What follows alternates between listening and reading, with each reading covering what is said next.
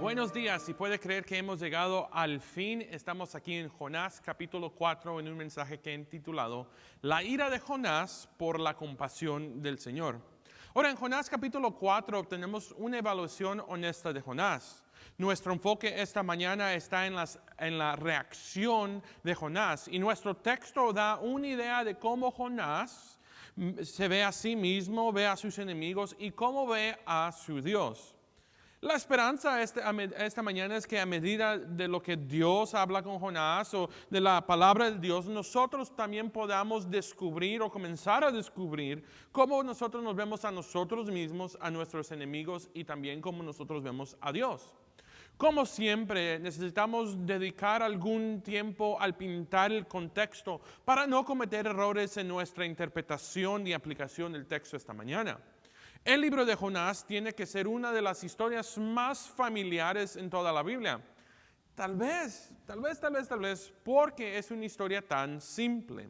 Dios viene a un profeta llamado Jonás que vive en Israel y le dice que vaya a Nínive a predicar. Y Jonás dice, no voy a ir porque los asirios eran el pueblo malvado y enemigos de la nación de Israel.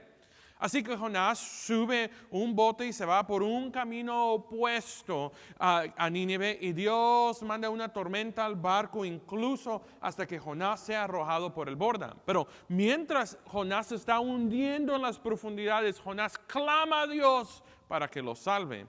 Y Dios le responde proporcionando un pez para que se lo trague y está en el pez durante 3 días. Y el pez va y lo vomita en un lugar en la costa de Palestina. Dios le dice a Jonás una vez más que predique a los ninivitas y esta vez Jonás sí obedece. Jonás predica que en 40 días Nínive será volcada y al escuchar la palabra de Dios, los ninivitas dan un arrepentimiento bien sincero y la ciudad entera, todos se arrepienten y Dios se da el juicio y les muestra a ellos compasión. Ahora, qué lindo hubiera sido, ¿verdad? Si Jonás capítulo 3 fuera el último capítulo en este libro, todo hubiera sido bastante bueno, ¿no crees? Jonás es pintado como un profeta obediente y las personas se salvan y Dios es glorificado. Y final tan feliz. Pero no es así, así no termina. Leemos acerca de este avivamiento masivo y cuál es la reacción de Jonás. Si puede abrir sus Biblias conmigo esta mañana a Jonás capítulo 4, verso 1. Dice así: Pero Jonás se apesumbró en extremo y se enojó y oró a Jehová y dijo: Ahora, oh Jehová, ¿no es esto lo que yo decía estando aún en mi tierra? Por eso me apresuré a huir a Tarsis, porque sabía yo que tú eres Dios, Dios clemente, piadoso, tardo en enojarte y grande de misericordia, y que te arrepientes del mal. Paremos ahí.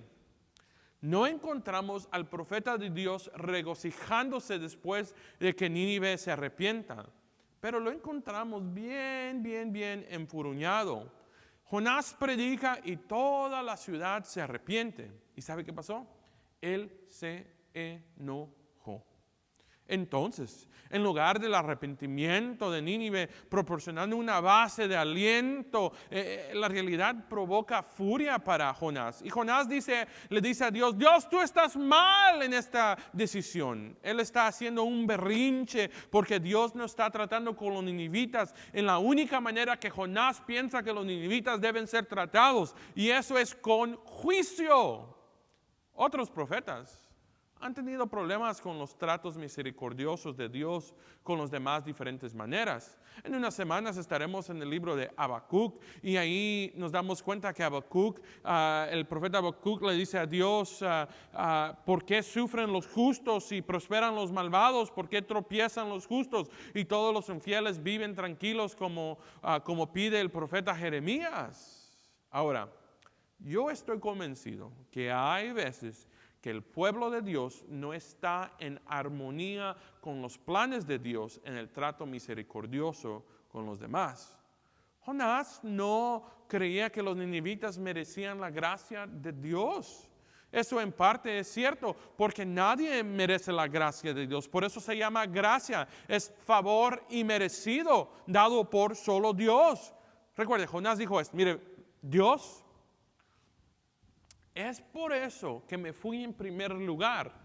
Sabía que eras un Dios misericordioso y compasivo, lento para ira, abundante en amor. Tienes mucha misericordia, un Dios que cede a enviar juicio. Jonás sabía todo eso. Así que Jonás hace lo que podría ser la declaración más grande en el libro acerca de quién es Dios.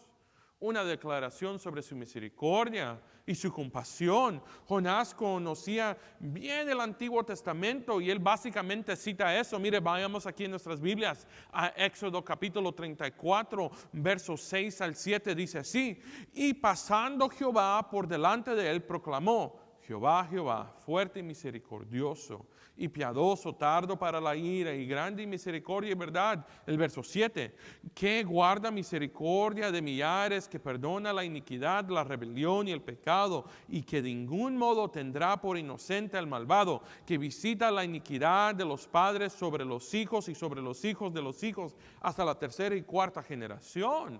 Paremos ahí.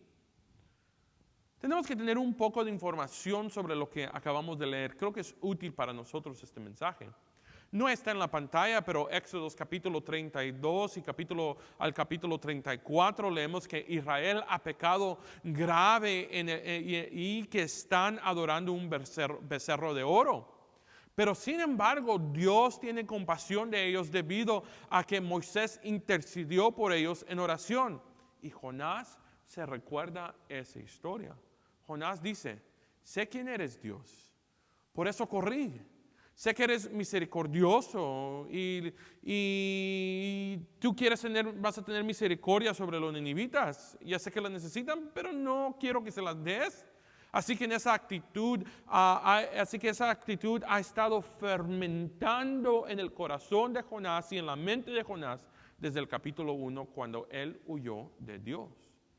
Y solo toma nota de cómo comienza a autodestruirse aquí en el versículo 3. Mira aquí conmigo en la Biblia, Jonás, capítulo 4, verso 3, dice así: ahora pues, oh Jehová, te ruego que me quites la vida, porque mejor me es la muerte que la vida. Toda esta charla de la gracia de Dios lleva a la oración de Jonás para que Dios le quite la vida.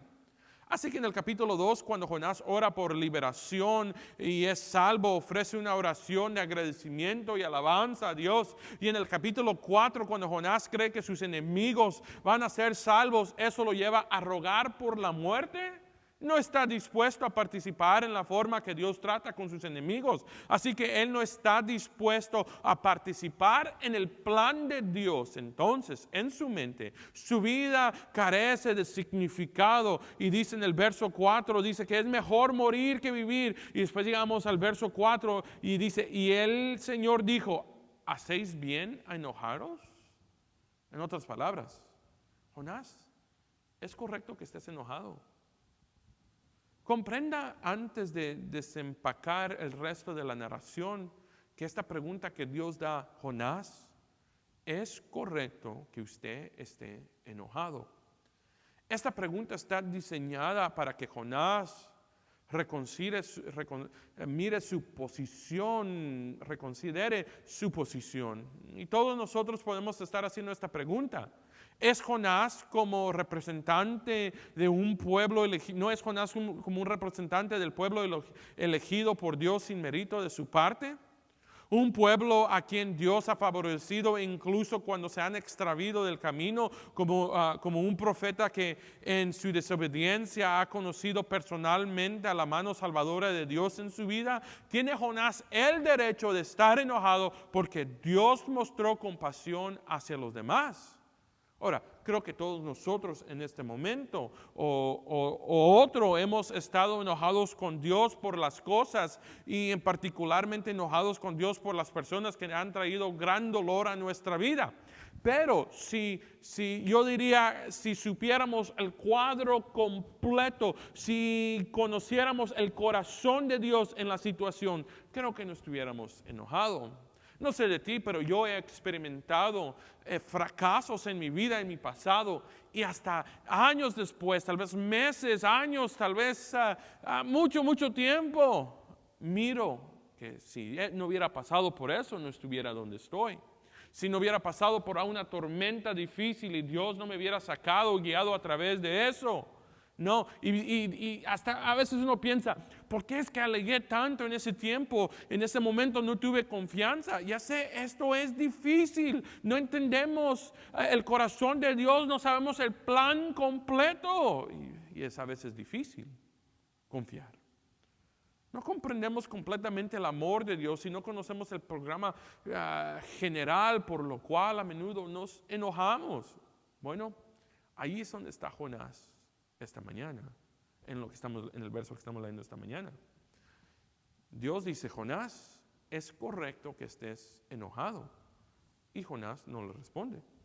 Como un niño enojado que se aleja cuando su madre le dice que regrese y recoja sus juguetes en el suelo, Jonás no responde a Dios. Bueno, Dios desea que él y Jonás estén en la misma página y porque no lo están. Mire lo que dice aquí Jonás capítulo 4, versos 5 al 6 esta mañana. Dice así, y salió Jonás de la ciudad y acampanó hacia el oriente de la ciudad y hizo allí una enramada y se sentó debajo de ella a la sombra a ver aconteciera en la ciudad. Y preparó a Jehová Dios una cabecera de la cual creció sobre Jonás para que hiciese sombra sobre su cabeza y le librase de su malestar. Y Jonás se alegró grandemente por la cabecera. Pero al venir alba del día siguiente, Dios preparó un gusano y cual hirió la cabecera y se secó. Y el verso 8, y aconteció que al salir el sol preparó Dios un recio viento salano y el sol hirió a Jonás en la cabeza y se desmayaba y deseaba la muerte diciendo, mejor sería para mí la muerte que la vida. Entonces dijo Dios a Jonás, ¿tanto te enojas por la cabecera? Y él respondió, mucho me enojo, hasta la muerte. Paremos ahí. Jonás salió de la ciudad para conseguir un asiento para ver de lejos qué pasaría con Nínive. En su corazón creo que él estaba esperando que su arrepentimiento resultara en un arrepentimiento falso, o que retrocedieran en sus malos caminos y causaran que Dios los juzgara. Un corazón, mire, tenemos que ver un contraste aquí, un corazón tan diferente del otro hombre que se sentó en una colina unos 800 años después, al lado este de una vasta ciudad en el monte de los Olivos. Jesús miró sobre la ciudad de Jerusalén llorando y finalmente yendo a la cruz. Un corazón muy diferente. Bueno, Jonás se hizo un refugio y se sentó a la sombra y esperó a ver qué pasaría con esta ciudad. Mira la palabra recurrente aquí. Entonces, el Señor Dios diseñó una planta, nombró un gusano, diseñó viento abrasador del este. Diré esto de pasada, que Dios no está excluido de su universo. Él está provisionalmente guiando y ordenando los eventos de la vida y Él provee todas estas cosas en la vida de Jonás, así como Él está trabajando en nuestras vidas, nombrando nuestras vidas. Así que Jonás está sentado bajo el refugio y Dios provee una planta milagrosamente, crece rápidamente para proporcionar sombra en el calor del día. Y Jonás dice que él está contento por la planta. Pero entonces Dios también diseñó un gusano para masticar la planta y la planta se marchitó.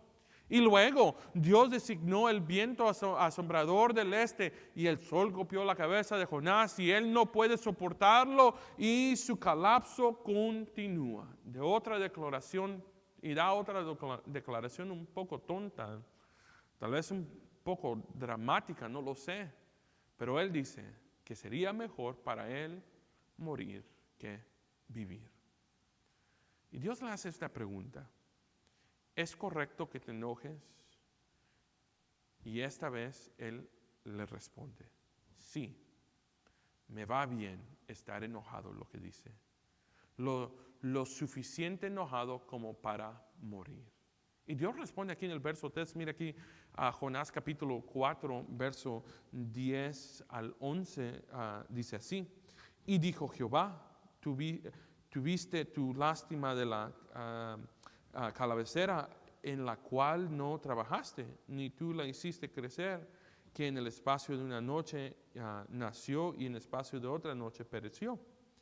Y no tendré yo piedad de Nínive, aquel gran ciudad donde hay más de 120,000 personas que no saben discernir entre su mano derecha y su mano izquierda, y muchos animales.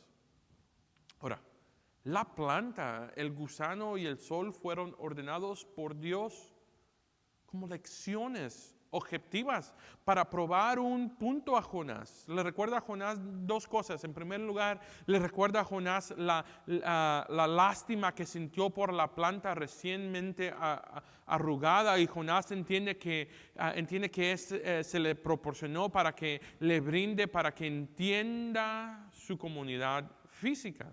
Es como si Dios dijo, no hiciste nada para merecerlo, así que no hay razón para que estés enojado cuando se te quite. Número 2, también en segundo lugar, le recuerda a Jonás que la planta era bastante insignificante. Vivió y murió en el espacio de un día, y Jonás está molesto por una planta. ¿Una planta? Y Dios está comparando y contrastando aquí. Así que aquí está el punto de todo esto. Jonás está preocupado por una planta insignificante, y él no hizo nada para merecer. Después Dios dice, ¿no crees que yo tengo derecho de preocuparme por una gran ciudad llena de personas significativas que han mirado sus malos caminos y se han arrepentido delante de mí?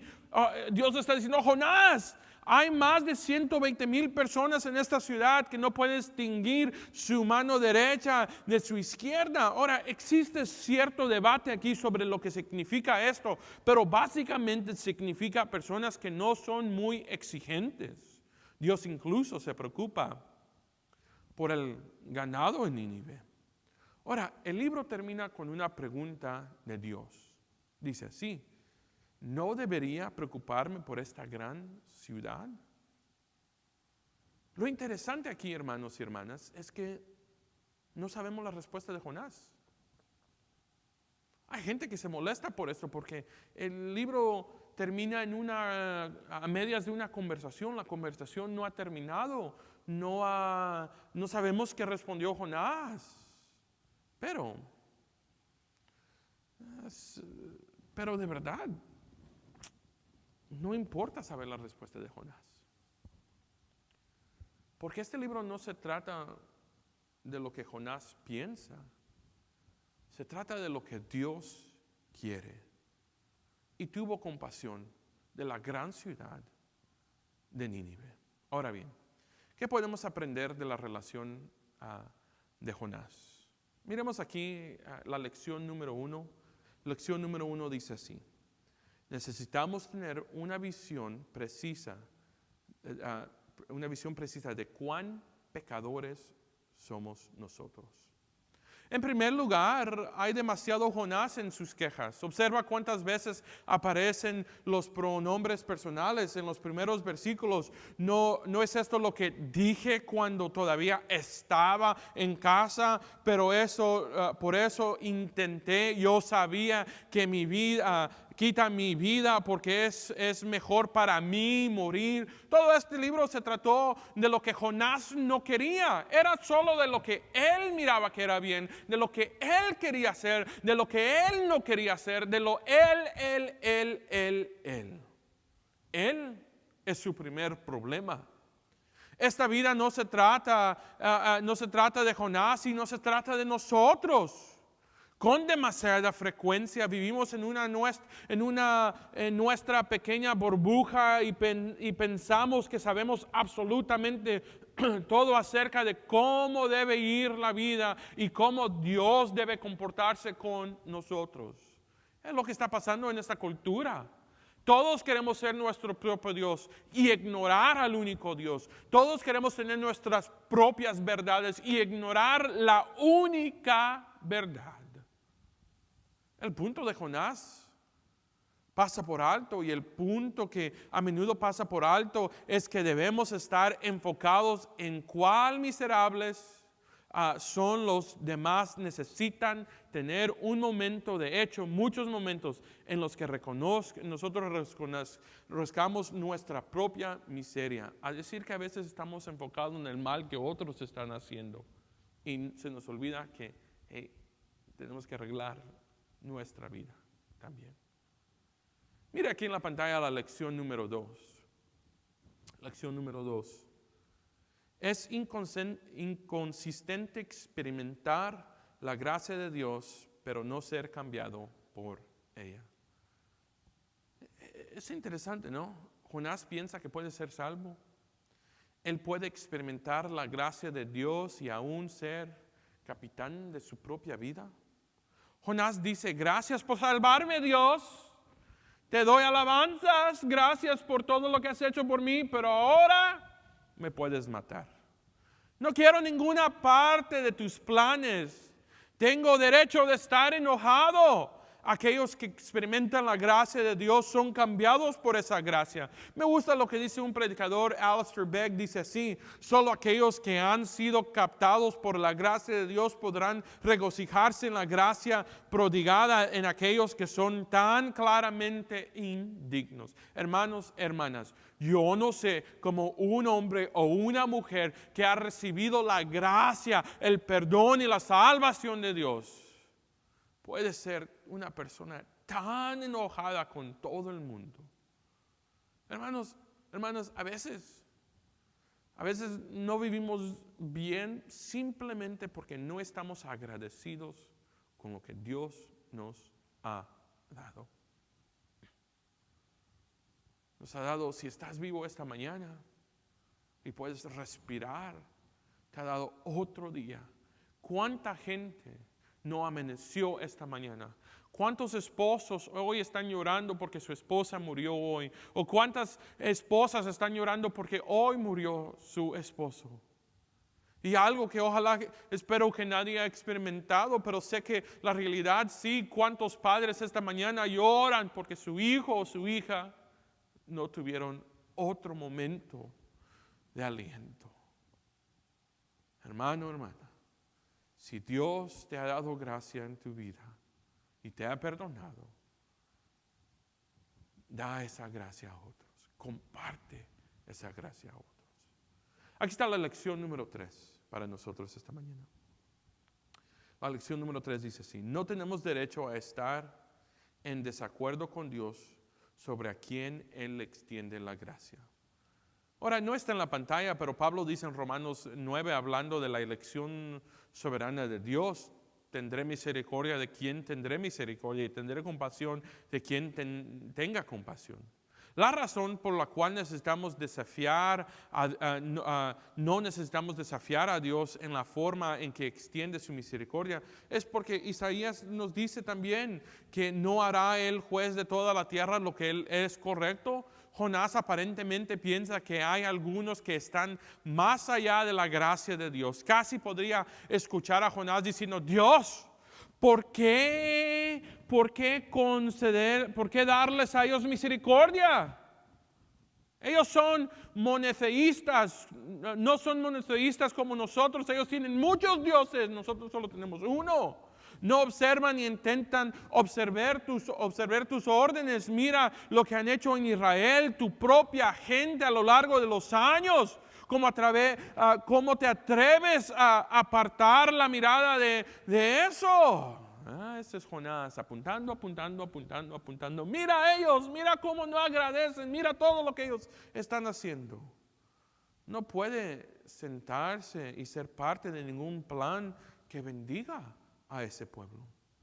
A veces miramos diferentes sistemas de creencias radicales y pensamos que no se les debe dar la misericordia de Dios y que Dios los debe eliminar. Llama fuego del cielo sobre ellos, mira cómo está actuando. O a veces decimos cosas como esto, mire: A ese ni Dios lo puede salvar. Wow, ¿de verdad? ¿Esa es nuestra expresión de nuestro Padre Celestial?